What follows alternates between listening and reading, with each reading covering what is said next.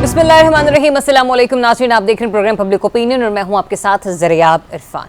नाज़रीन, गज़ा पर सिहयोनी बर्बरियत को 2 साल मुकम्मल हो गए हैं और इस दौरान 66,000 से ज़ायद फ़लस्तीनी शहीद हो चुके हैं, जिनमें 20,000 से ज़ायद बच्चे भी शामिल हैं, जबकि लाखों लोग ज़ख्मी और बेघर हो चुके हैं। ऐसे में फ़लस्तीन के हक़ में आवाज़ बुलंद करने वाले साबिक़ सेनेटर मुश्ताक अहमद खान को 5 दिन बाद इसराइली क़ैद में रहने के बाद आज रिहा कर दिया गया। वज़ीर ख़ारजा इसहाक़ डार साहब ने उनकी रिहाई की तस्दीक की। ताहम मुश्ताक अहमद खान ने इंकशाफ किया है कि क़ैद के दौरान उन पर बदतरीन तशद्दुद किया गया, उनके हाथ बांधे गए, पाँव में बेड़ियां डाली गईं, आंखों पर पट्टियां बांधी गईं और उन पर कुत्ते छोड़े गए।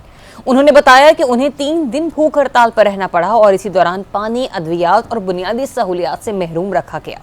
दूसरी जानिब फ़लस्तीन के मामले पर जमात इस्लामी और तहरीक इंसाफ के दरमियान सोशल मीडिया पर कशीदगी देखने में आई है। अमीर जमात हाफिज नईम ने बानी तहरीक इंसाफ पर इल्ज़ाम आयद किया है कि उन्होंने इसराइल की मज़म्मत पर कोई ट्वीट नहीं किया, जबकि पाकिस्तान तहरीक इंसाफ का कहना है कि बानी PTI ने मुतादिद बार इसराइली बर्बरियत के खिलाफ मौक़िफ़ दिया और ट्वीट्स किए हैं। दूसरी जानिब पंजाब में मुस्लिम लीग नून और पीपल्स पार्टी के दरमियान इख्तलाफात शिद्दत इख्तियार कर गए हैं। पीपल्स पार्टी ने वज़ीर आला मरीम नवाज के बयानात पर शदीद रद्द-ए-अमल देते हुए उनसे माफ़ी का मुतालबा किया है। मरीम नवाज ने माफ़ी मांगने से साफ इनकार कर दिया, जबकि नवाज शरीफ भी इस मौक़िफ़ पर उनके साथ खड़े हैं। पीपल्स पार्टी ने गिलानी खानदान से पंजाब की सिक्योरिटी वापस लेने का इल्जाम भी आयद किया और इस सियासी कशमकश ने न सिर्फ पंजाब की हुकूमत में तनाव बढ़ा दिया है, बल्कि विफाक में हुकूमती इत्तेहाद पर भी सवालात खड़े कर दिए हैं। सदर मुमलिकत ने सूरत हाल पर तशवीश का इजहार करते हुए मोहसिन नकवी को किरदार अदा करने की हिदायत की है। उधर मईशत के बहाज पर नई परेशानियां सामने आई हैं। IMF ने अपने हालिया जायजा इजलास में हुकूमत से 400 अरब रुपए से ज़ायद की माली एडजस्टमेंट के लिए सरकारी अखराजात में बड़ी कटौती का मुतालबा किया है। मजीद IMF ने हुकूमत को सैलाब से मुतासर इलाकों के फंड्स जारी करने से रोक दिया है, जिससे बहाली के मंसूबों पर सवालिया निशान लग गए हैं। आलमी मालियाती इदारे ने पाकिस्तान से तिजारती डेटा में 11 अरब डॉलर के फर्क की वजाहत भी तलब की है। आज की पब्लिक ओपिनियन में इन्हीं मौज़ूआत पर मुझे ज्वाइन कर रहे हैं सीनियर सहाफ़ी तज्ज़ियाकार रिजवान रज़ी साहब, इस साहब, सज्जाद मीर साहब और अब्दुल्ला हमीद गुल साहब भी प्रोग्राम में मेरे साथ शामिल गुफ्तगू करते हैं। स्टार्टिंग विद जो इसराइल की बर्बरियत के आज 2 साल मुकम्मल हो चले हैं। एक तरफ हम ये देख रहे हैं कि डोनाल्ड ट्रंप 20 नुकाती मुआहदा लेकर आ गए हैं, उधर इजिप्ट में भी जो है वो मुज़ाकरात चल रहे हैं, मामलात चल रहे हैं, लेकिन सवाल यहाँ पर पैदा होता है कि क्या ये सिर्फ यकतरफा अमन की कोशिश की जा रही है, इसराइल का इसमें कोई किरदार नहीं है? रिजवान रज़ी साहब, कभी यकतरफा अमन कायम भी हुआ है? बिल्कुल भी नहीं हुआ। और अब तक फ़लस्तीन के मसले के ऊपर जितने भी मुआहदे हुए हैं, उनके अंदर शर्मुल शेख का, कैंप डेविड का, ये इन तमाम मुआहदों की वायलेशन या उससे वापसी मुराजियत जो है वो इसराइल ने इख्तियार की है, पहली बात। दूसरी बात ये है कि बहुत सारे अहबाब, और मैं चाहूँगा कि सज्जाद मीर साहब हमारे साथ मौजूद हैं, वो इसका कुछ रहनुमाई करें, और अब्दुल्ला हमीद गुल साहब भी। ये लोग सवाल उठाते हैं, आज हम इस प्रोग्राम में इस सवाल का जवाब भी दें कि ये जी फ़लस्तीनियों ने जो कुछ शुरू किया और ये हमास की शरारत थी और वो ईरान के कहने के ऊपर ऐसा हुआ। मेरा जिन भी फ़लस्तीनियों के साथ इंटरेक्शन हुआ, और ये असल मुजरम जो है ये तो हमास वाले हैं, और ये फ़लस्तीनियों के साथ ज़्यादती सारी हमास की वजह से हुई है। इसके ऊपर जो मेरी मुख्तलिफ फ़लस्तीनियों से भी बात हुई, उनका एक अपना नुक्ता नज़र है इसके ऊपर। अच्छा। वो कहते हैं कि ये जो कुछ अब आपकी नज़रों के सामने आ रहा है, ये तो हमारे साथ 1988 से हो रहा है। रोज़ाना हमारे 10, 15, 20 लोग वो शहीद कर देते हैं किसी न किसी बहाने से, और रोज़ाना हमारे ऊपर ये दिन जो है ये मुश्किल गुजरते हैं, और हमारी बेटियों को उठा के जेलों में बंद कर दिया जाता है और 40-40 साल बाद उनको रिहा किया जाता है, जबकि उनकी तमाम उम्र भी गुजर चुकी होती है हमारे बेटों की। तो आपको इस बात का इल्म नहीं था, आप मुसलमान और दीगर दुनिया के लोग इसके ऊपर कान बंद किए बैठे थे। ये हमने जो 50,000, 70,000 लोगों की कुर्बानी दी है, इससे कम से कम ये हुआ है कि यूरोप का कोई कैपिटल ऐसा नहीं है, और इवन थर्ड वर्ल्ड का भी, पाकिस्तान के अंदर भी, हम माने या ना माने, यहाँ पे जमात इस्लामी जो है वो भरपूर किस्म के मुजाहरे करती है।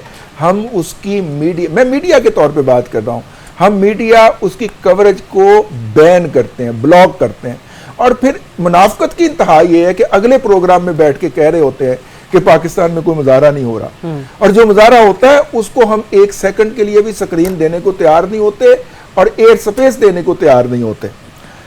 मैं अर्ज कर रहा हूं कि दुनिया का कोई कैपिटल बचा नहीं है जहां से फ़लस्तीनियों की हमायत के अंदर आवाज़ ना उठी हो, اور یہ ان 70,000 قربانیوں کے بعد ممکن ہوا ہے.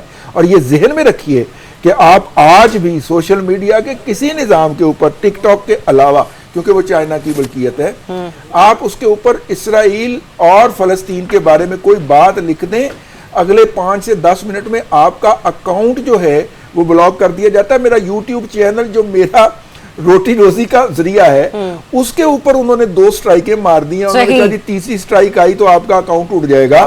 تو آپ اس سے اندازہ کریں کہ اتنی مینجمنٹ کے باوجود فلسطینیوں کے خون نے یہ پیغام جو ہے وہ پوری دنیا تک پہنچایا. ایک پیغام سینیٹر مشتاق صاحب نے بھی 5 دن تک قید میں رہنے کے بعد آج جاری کیا ہے. یہ خبر خوش آئند ہے کہ انہیں رہا کر دیا گیا ہے، لیکن کیا انکشافات انہوں نے کی؟ ذرا پروڈیوسر صاحب سنوائیے گا، پھر میں سزاد میر صاحب کی طرف بڑھوں. میں اپنے ایکس اوقاتیوں کے ساتھ اردن پہنچ چکا ہوں اور الحمدللہ 5-6 دن اسرائیل کے بدنام زمانہ نیگیو ڈیزرٹ جیل کے اندر رہنے کے بعد ہمیں رہائی مل چکی ہے.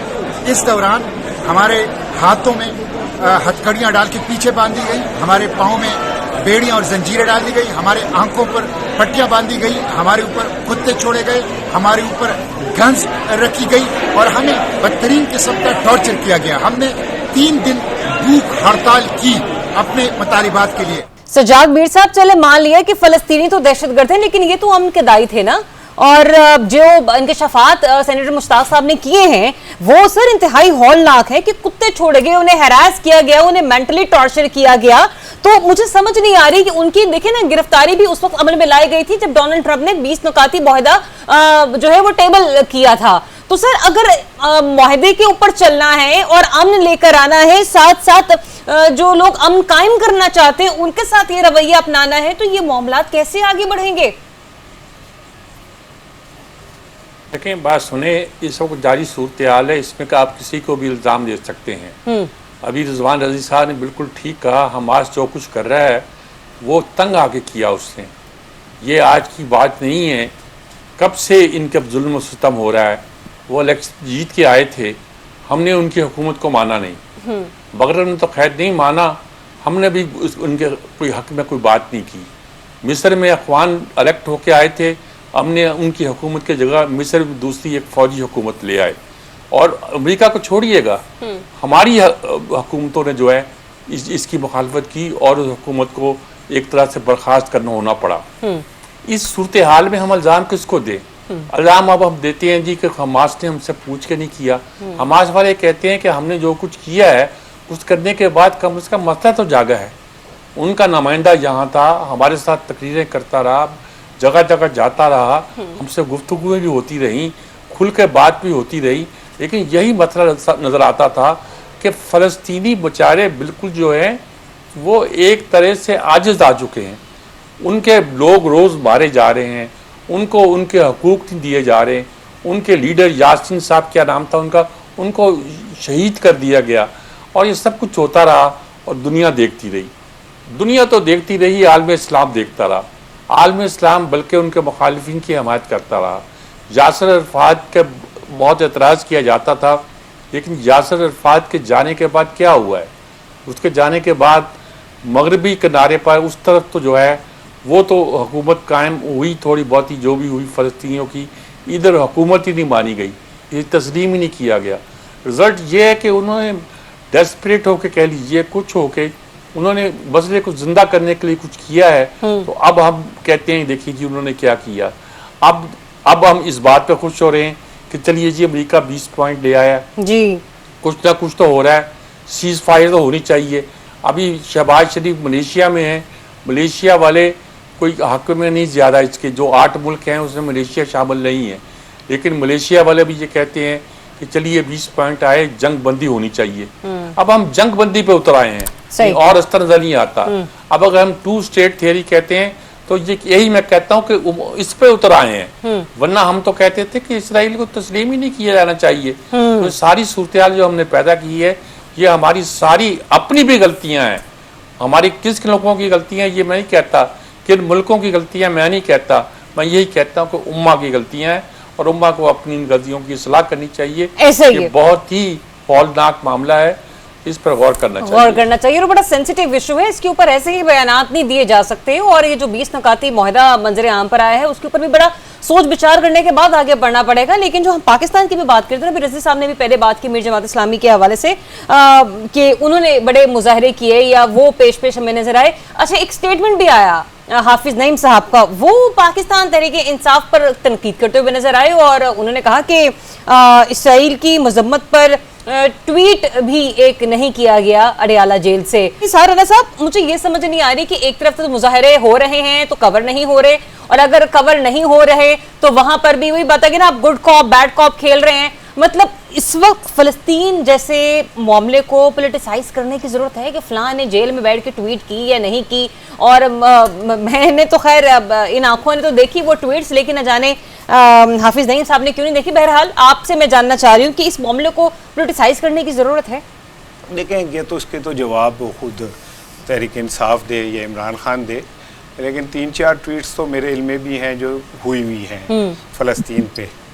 तो दूसरी बात ये कि हाँ, ये ज़रूर है कि चूँकि पाकिस्तान का सबसे बड़ा लीडर इमरान खान है तो उसका खामोश रहना फील होता है। अच्छा। मियां नवाज शरीफ साहब बोले ना बोले कोई इतना असर नहीं हो रहा था, फ़र्क नहीं, वो बाहर भी बैठ के ना बोले तो कोई फ़र्क नहीं पड़ता।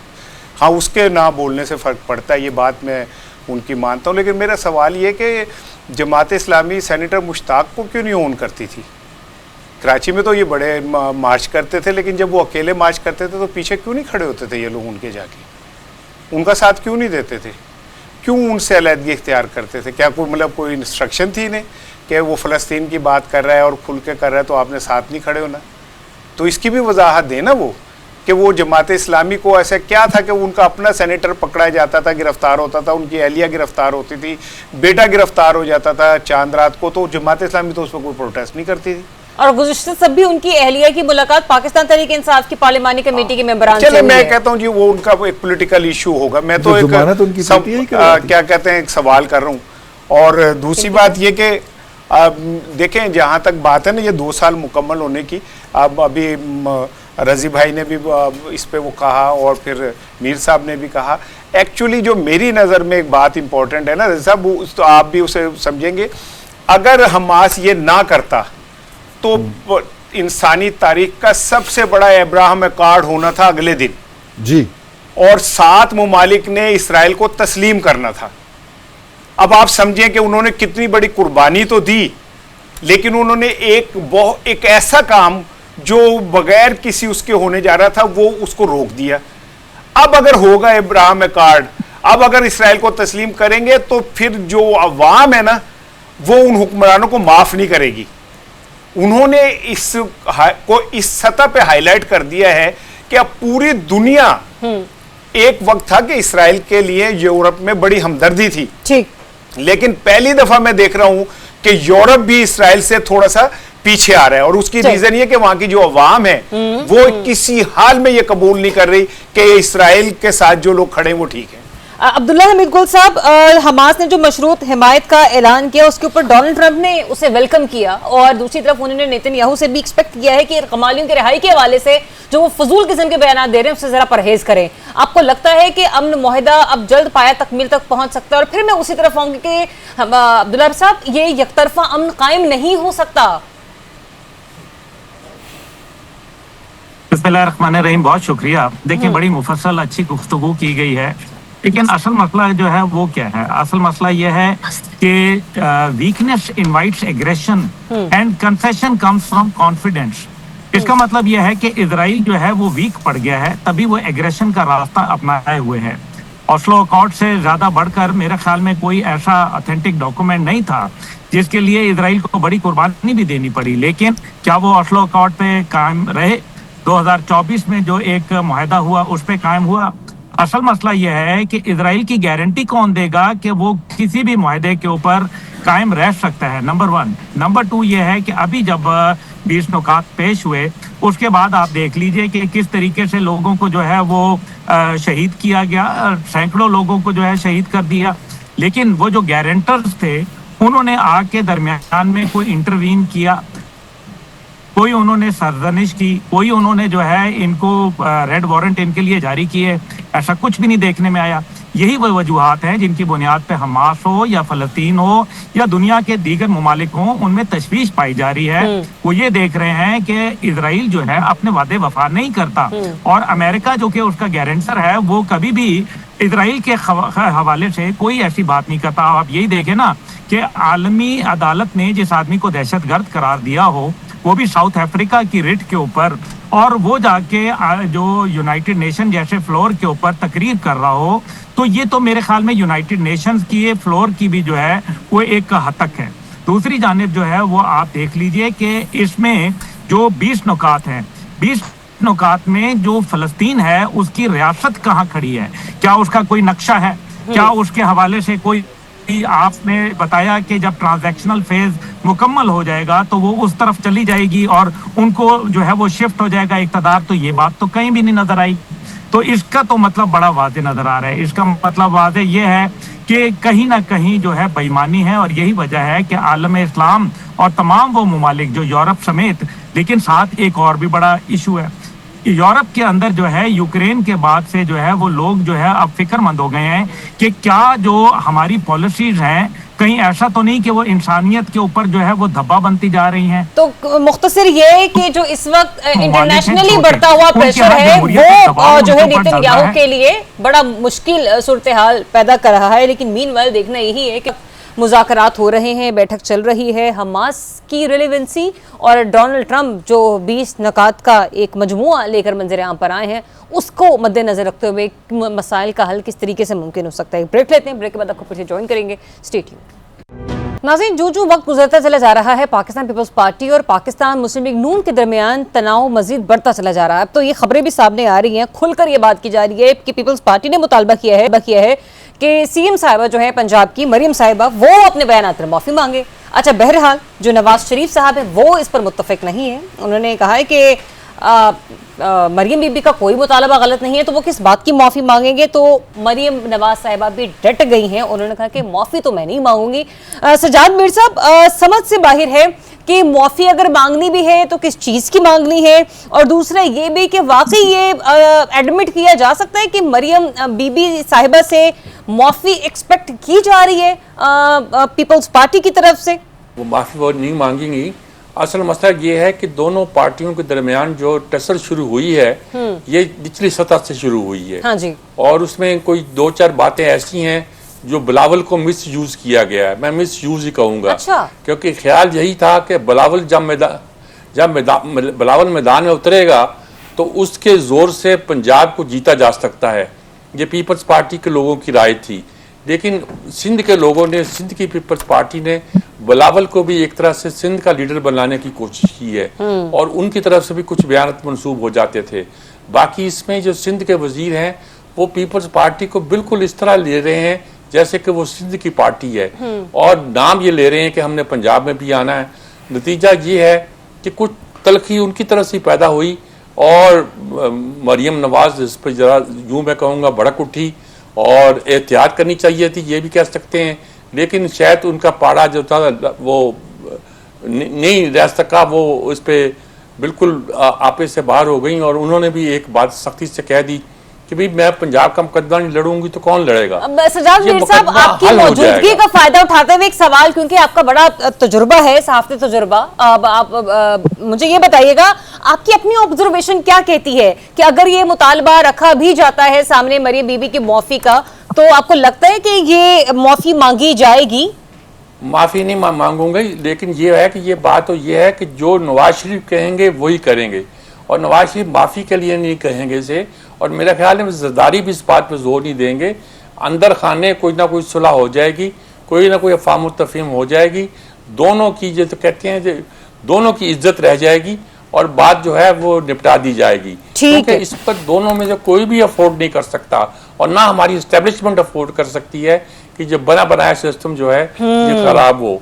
और ये सोचना कि दोनों जो हैं वो इस वक्त वज़ीर आला के लिए लड़ रहे हैं, तो ये एक थिंकिंग तो है, लेकिन ये अभी टू फार फेच्ड है, और किसी के हिस्से में कुछ आता है कि नहीं आता, लेकिन दोनों ही खो देंगे इस तरह। चले, आप ये कह रहे हैं कि दोनों वज़ीर आला के लिए लड़ रहे हैं सूबे, लेकिन हामिद मीर साहब तो कुछ और ही फरमा रहे हैं, कह रहे हैं ये वज़ीर आला के लिए नहीं, वज़ीर आज़म की कुर्सी के लिए लड़ रहे हैं। हामिद मीर साहब ने कल क्या टॉक शो में, जरा जी हाँ, सुनिए। जी रजी साहब, अगर दोनों लड़ेंगे तो फिर मामला तबाही की तरफ ही जाएगा। हामिद मीर साहब कह रहे हैं कि वज़ीर आला नहीं, बात वज़ीर आज़म की कुर्सी की है। और आज भी पलवशा खान साहिबा ने दीगर रहनुमाओं के साथ जब गुफ्तगू की ना, तो वो यही कह रही थी, मतलब और उनके बाकी मेंबरान भी यही कह रहे थे कि असल मसला तो चाचा भतीजे का है, सिंध को इस गंदी सियासत में ना घसीटा जाए।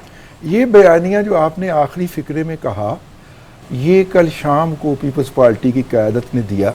अच्छा। और यही बयानिया लेके जिन साहब ने का आपने क्लिप चलाया, हाँ जी। ये पाकिस्तान के एक बड़े टीवी चैनल पे बैठे, और उसके बाद फिर हमने देखा कि हमारे बहुत प्यारे प्यारे दोस्तों ने इसके ऊपर डिटेल्ड किस्म के व्लॉग भी किए। अच्छा, व्लॉग भी किए। ये प्रोग्रामों के अंदर मौजूद सुखन रहा ये बयानिया कि ये चचा भतीजी की लड़ाई है। ये एक पार्टी का बयानिया था जो एक जगह से जारी हुआ, मुझे उस जगह का भी पता है। मैं बावजूद, क्योंकि पहले ही मेरे थे बढ़िया नजराने थे, मैं बावजूद बयान नहीं कर सकता, लेकिन ये साहब स्पीयर हेड कर रहे थे, जिनका आपने क्लिप चलाया है, ये उस बयानिए को स्पीयर हेड कर रहे थे, बल्कि ये ही ले आके आए। तो कहने का मतलब ये है कि इस वक्त एक बयानिए की लड़ाई हो रही, और ये बात भी अपनी जगह के ऊपर हकीकत है कि जब पंजाब के अंदर बलूचिस्तान से डेड बॉडीज आती थीं, जब सिंध से वहाँ पे तीसरी नस्ल से ज़मीनें करने वाले वो हारी, और वो बेचारे किसान जिनकी तीसरी नस्ल उन ज़मीनों पे बैठी थी, और बेनज़ीर साहिबा की शहादत के दौरान महकमा माल का रिकॉर्ड साड़ के उसको आग लगा के उनको बिल्कुल बेसलेस कर दिया गया, और फिर उनकी ज़मीनें किसी और को अलाट हो गई। मतलब लाहौर का एक बड़ा मीडिया हाउस के मालिक साहब जो हैं, उन्होंने ज़मीन खरीदी हुई थी, उसके ऊपर कब्जा हो गया, और वो बेचारे रोटते पीटते फिरते रहे ये बिलावल हाउस के इर्द गिर्द के भाईजान। वो मैंने ज़मीन जो है वो 40 साल पहले खरीदी थी, अब वो उस पर थोड़ी सी कोई बरकत आने वाली है, तो अब मैं उसको करना चाह रहा हूँ आगे। जनाब वो कब्जा होकर बैठा है, और कागजात क्योंकि महकमा माल का रिकॉर्ड जला दिया गया था उस फसादात के अंदर जो बेनज़ीर साहिबा की शहादत पे हुए थे। तो ये बहुत कुछ है, और ये वो देग है जिसका अभी ढक्कन उठना है। अच्छा। और इसमें से काफी कुछ निकलना है। अच्छा। और देखिए, इस बयानिए का सबसे बड़ा कैरियर जो है वो आपको इस वक्त अंदरूने सिंध से मिल रहा है। एंटी पीटीआई के बयानिए की सबसे ज्यादा वाट जो है वो कराची से लग रही है, हैदराबाद से लग रही है, सक्खर से लग रही है। यानी वो लोग जो महसूस करते थे कि उनकी आवाज नेशनल डिस्कोर्स का हिस्सा नहीं बन पा रही, वो अब इसके ऊपर बोल रहे हैं, और सोशल मीडिया उनका बेहतरीन है। आप मैनूवर करके अपने कुलीग के 10 बजे वाले प्रोग्राम में तो बैठ सकते हैं, ठीक है, लेकिन सोशल मीडिया को आप मैनूवर नहीं कर सकते। ठीक है। अब्दुल्ला हमीद कुल साहब, मुझे ये बताइएगा कि ये जो अजीब सी सियासी चपकलिश है, सियासी कशमकश है, मामलात ये तो हमें भी मालूम है, हम भी इसी मुल्क में रहते हैं कि ये हल हो जाएंगे, लेकिन का खात्मा आपको कैसे नजर आता है? मोहसिन नकवी साहब जो कि बड़ा अपना एक सियासी असर रसूख रखते हैं, गो कि उनका कोई सियासी बैकग्राउंड नहीं है, लेकिन आपको क्या लगता है कि वही है जो मामलात को हल कर सकते हैं और वही आगे लेकर इन मामलात को हल करेंगे? देखिए, मोहसिन नकवी साहब जो हैं वो जाहिर है एक रियासत के तर्जुमान हैं, और मोहसिन नकवी साहब जो हैं वो मामलात को अफाम तफहीम से बेहतर अंदाज में दुरुस्त करवा सकते हैं। ये बुनियादी तौर पे जो है ये कोई इशू है नहीं, अंदर के भी बहुत सारे अभी सैलाब है, बाकी है, पंजाब में है, अब कुछ तो एक मामलात चलाने हैं सियासी तौर पे जो है। फिर दूसरी बात यह है कि इधर बिलावल साहब जो है वो साहिबा हैं, और कोई भी नहीं कि कोई दूसरा सबकत ले जाए, कुछ भी नहीं, जब तक कि पीटीआई का एक जोर है। झारडा साहब, जिस वक्त ये पीपल्स पार्टी के रहनुमाओं की प्रेस कॉन्फ्रेंस चल रही थी, यहाँ पर मैं एक ही जगह मौजूद थे और हम सुन भी रहे थे, उन्होंने कहा कि पलवशा साहिबा ने कि पंजाब में हमारे लोग रहते हैं, हम क्यों ना बोलें। और फिर आज तनकीद में कुछ ज्यादा आगे चलेगी, उन्होंने कहा कि आपसे पहले भी कोई था जिसे अपने एक पेज पर होने का बड़ा गुमान हुआ करता था, देखिए वो पेज कैसे पटा। आप टिकटॉक और तशहीरी मुहिम का ताना भी फिर उन्होंने साथ दे दिया। नहीं, वो पीपल्स पार्टी ने इस लड़ाई में कुछ थोड़ा सा ज़्यादा ज़्यादती भी कर गए। शैला रज़ा की जो ट्वीट है वो है माइकल जैक्सन की, जिसमें उन्होंने मिसाल दी है। मेरा ख्याल है हमें इस सतह पे नहीं जाना चाहिए। और वो जो कह रहे हैं कि पंजाब में हमारे लोग हैं, मैंने वो एक लोग तलाश कर लिया था जो उनके हैं, तो वो भी बेचारा एक लोग, हाँ, तो मतलब आप क्या समझते हो कोई दूसरा भी है इधर पंजाब में? उनका गवर्नर उनका यहाँ से कुछ 8-9 कुछ MPs हैं, मेरे ख्याल में गालिबन इतने ही हैं रज़ी साहब। हैं उनके 5-6 लोग हैं। अच्छा 5-6 लोग हैं। तो गवर्नर साहब को तो मैं हाले गाड़ी बदल दी थी उन्होंने, तो वो ठीक हो गए थे। उन्हें पुरानी गाड़ी मिली हुई थी, वो बाद में ठीक दे दी थी नई गाड़ी, तो उनको ठीक हो गए। सिर्फ गड्डी का मसला सर? मैं हाले वो मैं देखता था ना कि वो कोई 1-2 सोसाइटियों का भी मसला। हाँ वो, लेकिन मैं उस तरह जानना नहीं चाह रहा था, मतलब लेकिन अच्छा। जो छोटी चीज़ है मैं अपने लेवल की बात करना चाह रहा था। सोसाइटियों का भी कोई मसला था। अच्छा दूसरी बात ये देखिए ज़रा, क्योंकि अब्दुल्ला भाई का भी एक आधा मिनट मुझे मिल जाएगा, वो जो ये है ना कि माफ़ी मांगे मरियम साहिबा, तो मुझे बताएं कि पीपल्स पार्टी और नून लीग की जो आपस में एक अरसे से चल रही है, मुझे नहीं पता, लेकिन बीबी शहीद की जब तस्वीरें फेंकी गई तो किसी ने माफ़ी मांगी आज तक? बीबी को जब अमेरिकन सुंडी कहा गया तो किसी ने माफ़ी मांगी थी? जब कुत्ते नहलाने वाले कहा गया तो किसी ने माफ़ी मांगी? जब ये कहा गया कि जी मैं इनके गले में पट्टा डाल के खींचूंगा तो किसी ने माफ़ी मांगी? अली बाबा 40 चोर कहा गया तो किसी ने माफ़ी मांगी? जब कहा गया कि ये मिस्टर 10% है तो किसी ने माफ़ी मांगी? जब ये कहा गया कि ये सारे यहूदी एजेंट हैं तो किसी ने माफ़ी मांगी? जब ये कहा गया ये मुल्क लूटने वाले हैं तो किसी ने माफ़ी मांगी? किसी ने कहा ये मुल्क तोड़ने वाले हैं तो किसी ने माफ़ी मांगी? किसी ने कहा ये सारी अपोजिशन गद्दार है, किसी ने माफ़ी मांगी? देखिए मैं तो आपकी बारी में बोलता ही नहीं, मैंने लुकमा दिया। मैं तो तारीख को दोहरा रहा हूँ, मैं तो आपके साथ खड़ा हूँ पीपल्स पार्टी के हवाले से सर, लेकिन मैं कह रहा हूँ मैं तो माफ़ी की बात कर रहा हूँ, क्योंकि ये एक दूसरे से माफ़ी मांग रहे हैं ना। तो क्या इन दोनों ने इस मिल के ये भी माफ़ी मांगी कौम से कि यार ये मैंडेट का जो मसला हुआ और हमने मैंडेट इधर उधर कर दिया, तो इस पे भी क्या दोनों ने मिलकर माफ़ी मांगी? माफ़ी क्या होती है? माफ़ी की हैसियत क्या है कि जी आप माफ़ी मांगे, आपने माजी में पता नहीं क्या क्या कर दिया मिलके, तो आप तो कौम से माफ़ी मांगे भाई? आज आप दबे दबे लफ्ज़ों में कह रहे हैं कि जी तुम्हारा तो पास मैंडेट ही नहीं है, तुम तो फॉर्म 47 के सारे लोग हो। वो कह रहे हैं कि जनाब हमने तुम्हें अपने साथ कैरियर के तौर पे बिठाया हुआ है, तो इसका मतलब है पाकिस्तान में वोट की तो कोई अहमियत नहीं है। और अगर ये मुल्क बिलावल और मरियम साहिबा के दरमियान टॉस की बुनियाद पे होगा कि इस बार ये वज़ीर आज़म होना है या ये होना है और ये लड़ाई इस पे होनी है, तो फिर आप वो इलेक्शन क्यों कराते हैं? ख़त्म करें, एक तय कर लें कि भाई इस 2000 फला में ये होगा, 2000 फला में ये होगा, बात मुक जाएगी। और मैं आखिरी बात जो आपसे मैं कहना चाह रहा हूँ कि जो वज़ीर दाखिला साहब वाला मामला है, सदर साहब ने बुलाया है, मैंने वो गाना सुना था, मेरा चीची दा छल्ला माही ला लिया, घर जाके शिकायत लगाऊंगी। तो वो अब शिकायत लगाएं, जो मर्जी करें, जिन्होंने आपकी सिक्योरिटी ली है ना उन्होंने वापस करनी है, वो नकवी साहब ने नहीं करनी। अच्छा अब्दुल्ला हामिद साहब कुछ कहना चाह रहे हैं, पॉइंट आपका क्विकली रखेगा अब्दुल्ला साहब?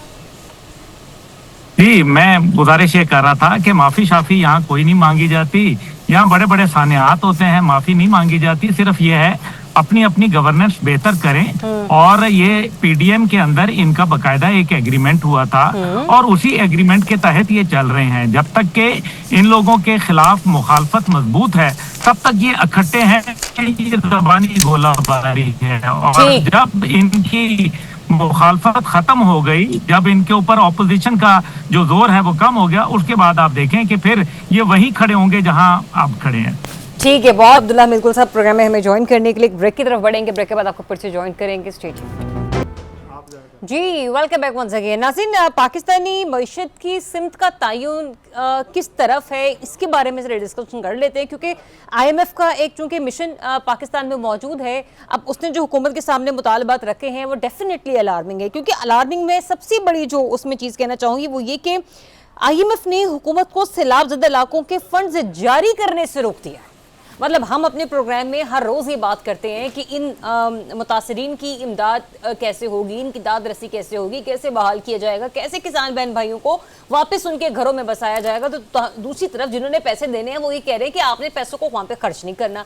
अच्छा, दूसरा एक मामला अहम ये भी है कि आलमी बैंक कह रहा है कि पाकिस्तान का मौशी तरक्की का मॉडल नाकाम हो रहा है। आलमी बैंक ये भी कह रहा है कि 1 करोड़ लोग गुर्बत की लकीर से नीचे जा चुके हैं, जबकि इसके बरक्स ब्लूमबर्ग की रिपोर्ट ये कहती है कि पाकिस्तान दुनिया की उभरती हुई मईशतों में दूसरे नंबर पर है। और इसी असना में जब हम लोग रिसर्च डेटा पढ़ते हैं तो उसमें ये मालूमात में इजाफा हुआ कि 30 मल्टी नेशनल कंपनियां मुल्क छोड़कर चली गई हैं। अब यहाँ पर किसकी बात का यकीन किया जाए, किसकी बात पर यकीन ना किया जाए, ये भी बड़ा एक ताज्जुब वाली बात है। लेकिन स्टार्टिंग विद यू रजी साहब, मुझे ये बताइएगा मईशत की सिमत का तयन किस अंदाज में लगाया जा सकता है, और जो आलमी बैंक खतरे की घंटी बजा रही है ब्लूमबर्ग कह रहा है मईशतों में हम दूसरे नंबर पर हैं, मतलब यानी उभरती हुई मईशतों में 30 के करीब मल्टीनेशनल कंपनियां मुल्क छोड़कर जा चुकी हैं। तो सर ग्राउंड रियलिटीज भी आपके सामने ही है। देखिए मेरी राय के अंदर पाकिस्तान में जो भी मल्टीनेशनल कंपनी आई है वो कभी वापस नहीं गई। मतलब बहुत सारी कंपनियां हैं, उनकी मशहूरी हो जाएगी, मैं उनका नाम नहीं लेना चाह रहा, क्योंकि पाकिस्तान इतनी लिक्रेटिव मार्केट है। अब ये भी हो सकता है कि उनकी तवक्को के मुताबिक उनको प्रॉफिट ना मिल रहा हो और इसलिए वो जा रहे हो। ये भी हो सकता है कि बहुत सारी कंपनियां अपना बिजनेस चेंज करती, जैसे एंग्रो ने दुनिया भर के अंदर एक दिन तय किया कि हमने खाद बनाने के कारोबार से निकल जाना है, तो उन्होंने उर्दन में भी अपना कारखाना बेच दिया, उन्होंने मेक्सिको में भी अपना कारखाना बेच दिया, उन्होंने पाकिस्तान के अंदर भी अपना खाद बहाने का कारखाना बेच दिया। इसलिए ये कंपनियां अपने बिजनेस करती हैं, बात चेंज करती हैं, मॉड्यूल चेंज करती हैं। एक बात ये बात बिल्कुल दुरुस्त हो सकती है एक वक्त के अंदर कि पाकिस्तान के अंदर मईशत भी बेहतर हो रही है। जो कह रहे हैं कि दूसरे रिकवर करने वाली मईशत में दूसरे नंबर पे है, तो वो ये आप जहन में रखिए कि कुछ लोग अभी 2-3 साल पहले ही पाकिस्तान को डिफ़ॉल्ट हो जाने वाली मईशत कह रहे थे और कह रहे थे कि आजकल की बात है, तो उससे तो आप आए हैं निकल। अगरचे उसकी कॉस्ट मैंने और इसार राना ने अदा की है। हमारे लिए ज़िंदगी गुजारना महंगा हुआ है, हमारे लिए सांस लेना मुश्किल हुआ है, हमारे लिए बच्चों को दूध पिलाना मुश्किल हुआ है, हमारे लिए जो है वो घर में कभी कभार फल लेके जाना मुश्किल हुआ है। ठीक है, अब इसके ऊपर हम कह सकते हैं कि हुक्मरानों के लल्लो तो लल्लो में कोई फ़र्क नहीं पड़ा, लेकिन एक आम बंदे की ज़िंदगी पाकिस्तान को डिफ़ॉल्ट से बचाने के नाम के ऊपर अजीरन कर दी गई है, यकीनन। लेकिन ये बात अपनी जगह पे है कि पाकिस्तान की मईशत मजमूई तौर पे डिफ़ॉल्ट के मसाइल में से ना सिर्फ के निकल आई है, बल्कि अब दुनिया उसको उम्मीद की नजर से देख रही है कि ये नॉर्मल। लेकिन एक मिनट साहब, एक सवाल ले लीजिए, अदादो शुमार के हेर फेर दिखाकर, ये कोई हेर फेर नहीं है, ये सारी अपनी जगह के ऊपर सच्चाइयां हैं। अब आप मुझे ये बताइए कि अगर 11 अरब डॉलर का जो तिजारती डेटा है ना, उसके फर्क की वजाहत मांगी है IMF ने। मैं अर्ज कर देता हूं, मैं IMF को पहले वजाहत दे देता हूं। मेरा ख्याल है IMF को अपना स्टाफ बदलना चाहिए। उसकी वजह ये है कि टेबलाइजेशन जो होती है वो हर सिस्टम के अंदर या हर एडमिनिस्ट्रेशन में फिगर्स की मुख्तलिफ होती है। मुझे 34-35 साल हो गए मालियाती सहाफत करते हुए, कभी स्टेट बैंक का डाटा मिनिस्ट्री ऑफ फाइनेंस के डाटे से लगा नहीं खाया। बजट के मौके के ऊपर अक्सर ये फड्डा पड़ता होता था कि पैन मिनिस्ट्री ऑफ फाइनेंस कुछ और कह रही है, स्टेट बैंक का डाटा कुछ और कह रहा है। मिनिस्ट्री ऑफ फाइनेंस वाले कहते थे जी स्टेट बैंक जो है वो रेगुलर और रेगुलेटेड सिस्टम के जरिए जो चीजें हो रही हैं उससे उसको देख रहा होता है। हमने नॉन रेगुलेटेड सिस्टम को भी उसके अंदर इंक्लूड करना होता है ताकि मईशत का मजमूई हमें पता चल सके। ये अल्हम्दुलिल्लाह हर साल ये फड्डा पड़ता था। अब उन्होंने कहा ये डिस्क्रिपेंसी दूर करें कि आपका एक अदारे का वही डाटा, एक्सपोर्ट का डाटा कुछ और कह रहा है और वो कुछ और कह रहा है, वो हो जाएगा। आखिरी बात देखिए, 7% तक आपकी बेरोजगारी का लेवल हो ना तो उसे जीरो समझा जाता है, क्योंकि कुछ लोग नौकरी नॉर्मल स्पीड के अंदर बेरोजगार हो रहे हैं, कुछ लोग नौकरी बदल रहे हैं, एक जगह से दूसरी दफा जा रहे हैं, तो 7% होता है। हमारे मुल्क के अंदर 17% बेरोजगारी का अंदाजा है, यानी कि 7% तक जीरो कर लें तो बाकी 10% हमारा जो एम्प्लॉयबल वर्कफोर्स है उसके पास रोजगार। ठीक है, मेरे पास लास्ट 2 मिनट्स पड़े हैं, मुझे जरा बात कर लीजिए। इसार राना साहब, अगर जो बढ़ती हुई बेरोजगारी में आगे चलकर मजीद इजाफा होगा तो IMF तो ये भी कह रहा है कि हुकूमत को सैलाबज़दा इलाकों के फंड्स जारी ना किए जाएं, मतलब अगर सूबाई हुकूमतें हैं तो अपने सूबाई वसाइल के मुताबिक जो है वो लोगों की माली मदद करें। खैर पंजाब को तो इससे कोई फर्क नहीं पड़ा, पंजाब तो पहले ही कह चुका है कि हम किसी के आगे हाथ नहीं फैलाएंगे। हाँ जी, और हम अगर ये इमदाद IMF देगा भी तो ठोकर पे रख के हम वापस जो सैलाब के पानी में फेंक देंगे। अच्छा, ठीक है ना, तो पंजाब तो लेगा नहीं, थोड़ी मैंने भी दे देना, ठीक है ना। नहीं आपको देंगे तो फिर मुझे तो फिर समझ लेना कि कुछ ना कुछ तो खैर मेरे तक भी आ जाएगा। लेकिन देखिए रज़ी साहब की बात को मैं चैलेंज नहीं करता, ये कॉमर्स को, मईशत को बहुत अच्छा समझते हैं कि ये गैर मुल्की कंपनियों को पैसे वैसे नहीं मिल रहे, तो लेकिन जो फैसलाबाद की और बाकी जगहों की मुकामी फैक्ट्रियाँ बंद हो रही हैं उनकी कोई लॉजिक नहीं मुझे अभी समझ आई कि वो क्यों फैक्ट्रियाँ बंद हो रही हैं। वो फैसलाबाद जो 2022 में जिसके कहा जा रहा था कि मिसाली एक्सपोर्ट हो गई है, वो अचानक क्यों बंद हो गई, तो हो सकता है। लेकिन एक जाते जाते मैं एक छोटा सा आपसे वाक़या शेयर करना चाह रहा हूँ जिससे आपको पाकिस्तान को समझने में, मुझे इशारियों का नहीं पता, मुझे नहीं पता कि वर्ल्ड बैंक क्या कह रहा है, IMF क्या कह रहा है, और वो जो मोडीज है वो क्या कह रहा है। मैं एक छोटा सा एक कॉमन मैन ऐसा ही है सर, बिल्कुल एक ऐसा ही है। छोटा सा हाँ। वाकया शेयर करता हूँ कि हमारे एक कुलीग है, मैं नाम नहीं ले रहा हूँ, कहीं और मैं कहीं और भी तो वो कल मैं जब निकला तो वो अंधेरे में रजी साहब खड़ा था, ये ज़रा सुनिएगा आप, आपके दिल को हाथ पड़ेगा, और बाखुदा इसमें एक लफ्ज़ में एग्जैजरेट नहीं कर रहा, एक्सप्रेशन में कुछ हो जाए। तो मैंने देखा कि वो ना आसमान की तरफ मुंह करके खड़ा है। मैंने उसे जाके कहा यार क्यों है? तो कहता मैं बॉस बस अल्लाह ना को गल कर रहा था। तो मैंने कहा क्या हुआ? कहता मेरी बेटी का सुबह दाखिला जाना है और मेरे पास 1 रुपया नहीं है। अच्छा, अब मैंने उससे कहा तो इसमें परेशानी की क्या बात है यार, कितने पैसे हैं? उसने कहा जी 4000। मैंने कहा इतने से पैसे? कहता आप एक 4000 की बात कर रहे हैं, मेरे घर में इस टाइम 1000 रुपया नहीं है आटा ले जाने का। ये एक आम आदमी का जो जमूर है, जिस पे मुल्क खड़ा है, रियासत पाकिस्तान खड़ी है, आप मुझे मोदी सुना दें, आप मुझे पता नहीं क्या क्या लॉजिक सुना दें, आप तेजी से बढ़ती मईशत सुना दें, मैं उसको क्या जवाब दूं? मैं उसे कैसे बताऊं कि हम बहुत तरक्की कर रहे हैं भाई? मैं उसे कैसे यकीन दिलाऊं कि हम दूसरी उभरती हुई मईशत हैं? मेरी नजर में जिस दिन एक आम आदमी के घर टमाटर आपका 600 रुपए के करीब, आपका क्या नाम है चिकन 600 रुपए के करीब, आलू आप नहीं खरीद सकते, आटा आपका ऊपर चला गया, 70% आपकी फसलें तबाह हो गई, अगले साल आप क्या करेंगे? आप तो मुझे लड़ाई पीपल्स पार्टी और नून लीग की लड़ाई में बस उसमें फंसा दें। पाकिस्तान का सबसे बड़ा मसला यह कि वो माफी मांगे, वो कहे नहीं माफी मांगनी, और यही ना पता चले कि लड़ाई क्या है।